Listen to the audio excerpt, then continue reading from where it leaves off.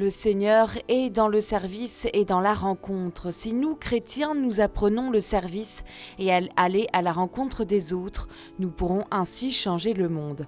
Après avoir commenté l'extrait de l'Évangile qui raconte la visite de Marie à Élisabeth, le pape a conclu son homélie de la messe de ce matin célébrée à la chapelle de la Maison Sainte-Marthe. Une rencontre qui se déroule dans la joie, a expliqué le pape, c'est le message chrétien. Ceux avec la face tordue ne sont pas pleinement chrétiens. Une rencontre qui démontre le courage d'une femme comme Marie, ainsi que sa capacité à aller à la rencontre des autres, la main tendue avec compassion. La rencontre est un autre signe chrétien. Une personne qui dit être chrétienne et n'est pas capable d'aller à la rencontre des autres, de rencontrer les autres, n'est pas totalement chrétienne.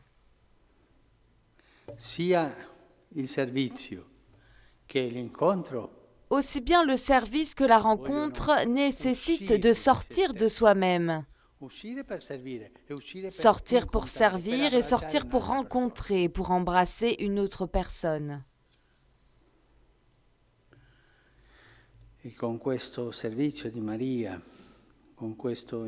Et avec ce service de Marie, avec cette rencontre, se renouvelle la promesse du Seigneur.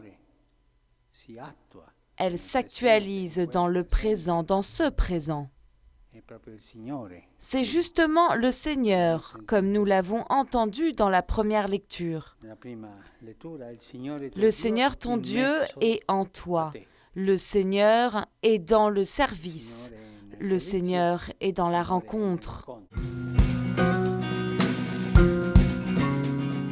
La prière humble et essentielle, comme celle du publicain qui dit seulement « Ô Dieu, aie pitié de moi, pauvre pécheur », et celle qui obtient la miséricorde de Dieu. C'est ce qu'a rappelé le pape François lors de la catéchèse de l'audience générale Place Saint-Pierre, où étaient recueillis plus de 20 000 fidèles.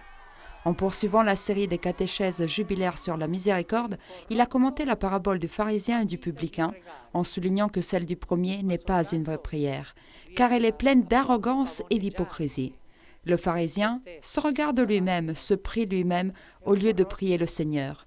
Il a face à lui un miroir, et il aime sa façon de suivre les préceptes. Il se croit juste, mais il délaisse le commandement le plus important, l'amour pour Dieu et pour notre prochain. Le publicain, quant à lui, prie avec l'âme humble et repentie.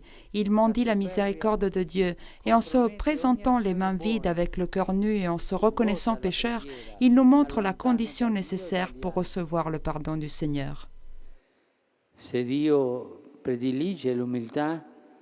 Si Dieu privilégie l'humilité, ce n'est pas pour nous décourager.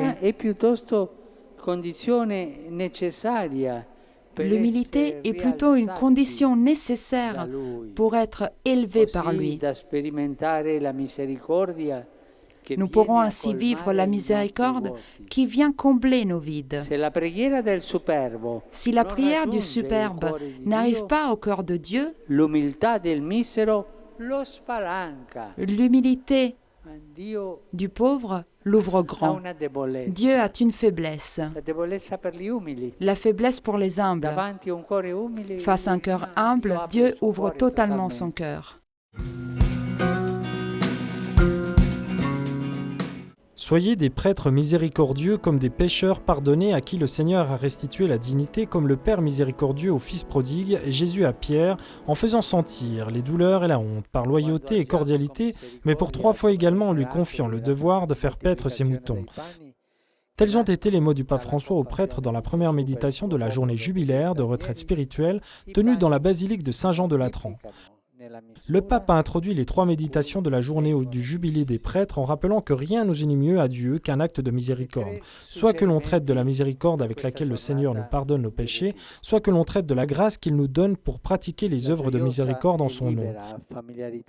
Et ensuite, il a souligné qu'on ne peut pas méditer sur la miséricorde sans que tous se mettent en action et qu'il faille miséricordier, donner la miséricorde pour être miséricordieux, tel que recevoir la miséricorde. Si nos structures ne sont pas utilisées pour mieux recevoir la miséricorde de Dieu et pour être plus miséricordieux, cela peut se transformer en quelque chose de contre-productif.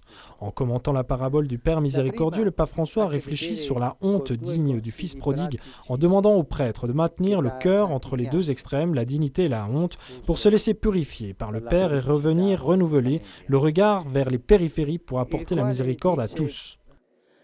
E la nostra dignità più alta. Nous devons nous situer ici, dans l'espace dans lequel nous partageons notre misère la plus honteuse et notre dignité la plus haute.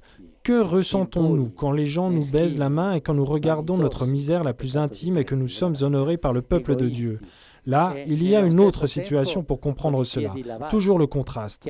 Nous devons nous situer ici, dans l'espace dans lequel nous partageons notre misère la plus honteuse et notre dignité la plus haute, le même espace, sale, impur, mesquin, vaniteux. La vanité est un péché de prêtre, égoïste, et dans le même temps avec les pieds lavés, appelés et élus, mandatés à distribuer les pains multipliés bénis par nos gens, aimés et soignés. Seule la miséricorde rend supportable cette position.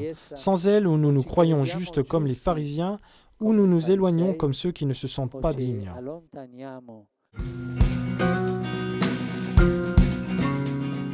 La miséricorde n'est pas un effet Photoshop, mais nous donne un cœur nouveau, recréé, non rattrapé, qui peut être récipient, réceptacle de miséricorde, comme les saints et Marie.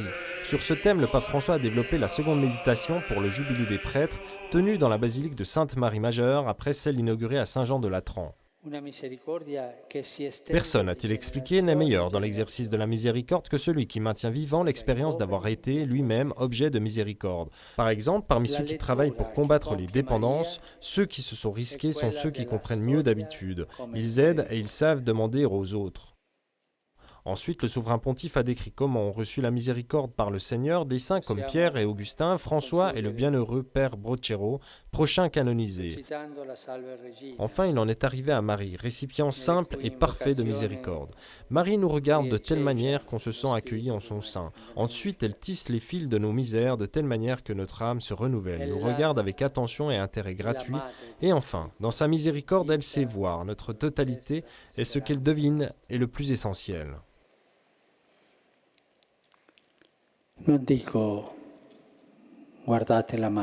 Et quand vous, prêtres, avez des moments obscurs, brutaux, quand vous ne savez pas comment vous arranger dans le plus intime de votre cœur, je ne dis pas regarder seulement la mer, cela vous devez le faire, mais allez là et laissez-vous regarder par elle, en silence, même en vous endormant.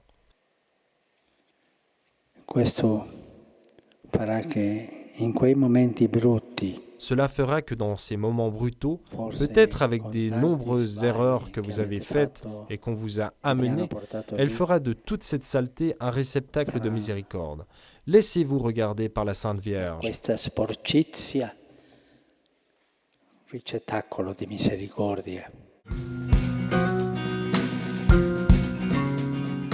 Le cœur d'un prêtre, d'un pasteur selon Jésus, est un cœur libre pour lâcher prise. Il ne se regarde plus lui-même, mais il est tourné vers Dieu et vers ses frères. Il n'est pas un comptable de l'esprit, mais un bon samaritain, à la recherche de celui qui est dans le besoin. C'est ce qu'a souligné le pape François dans son homélie, durant la messe du Jubilé des prêtres célébrée place Saint-Pierre pour la solennité du Sacré-Cœur de Jésus. Le cœur de bon pasteur, a expliqué le souverain pontife, est la miséricorde elle-même et contient deux trésors, le Père et nous. Le cœur de pasteur du Christ ne prend que deux directions, le Seigneur et les gens, la rencontre avec les gens. Et pour être comme le bon pasteur, le prêtre doit d'abord chercher ses brebis sans avoir peur de prendre des risques, en dehors de ses lieux de pâturage et de ses horaires de travail. Il ne se fait pas payer ses heures supplémentaires et ne reporte pas sa recherche. Car aux prêtres qui privatisent leur ministère, il n'est pas jaloux de sa légitime tranquillité. Légitime, je dis. Et il n'exige jamais de ne pas être dérangé. Le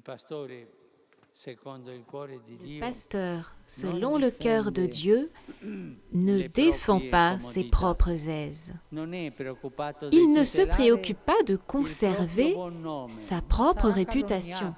Il sera calomnié, comme Jésus, sans craindre les critiques. Il est disposé à prendre des risques. prendre des risques pour imiter son Seigneur.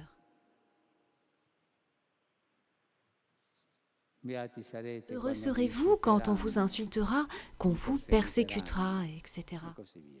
Et puis, le pasteur selon Jésus n'est pas un inspecteur du troupeau, il part à la recherche et il trouve parce qu'il prend des risques, il se décentre de lui-même et se centre uniquement sur Jésus. Ensuite, il doit accueillir, il ne doit exclure personne de son cœur, de sa prière et de son sourire. Il se salit les mains et n'utilise jamais de gants. Et enfin, il se réjouit du retour du Fils par le pardon et grâce à la prière. Merci de votre oui, a conclu le pape François, à donner votre vie en union à Jésus.